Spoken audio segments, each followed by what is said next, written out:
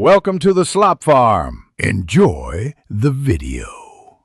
In this video, I will explain how to make Lalo Salamanca tacos. We'll begin by marinating 1.5 pounds of succulent pork shoulder in a rich, spicy adobo sauce. This crucial step infuses deep flavor.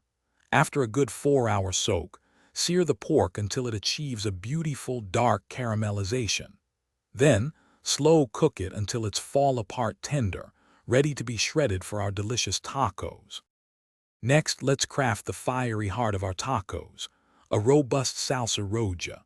Roast ripe tomatoes, chilies de arbol, and garlic to develop complex, smoky flavors before blending. While the salsa cools, gently warm about 24 corn tortillas on a comal, making them soft and ready to hold our fillings. Don't forget to dice 1 large white onion and chop fresh cilantro for essential, fresh toppings. Now for the exciting part, assembling our Lalo Salamanca tacos. Take your incredibly tender, slow-cooked pork and shred it into perfect, bite-sized pieces.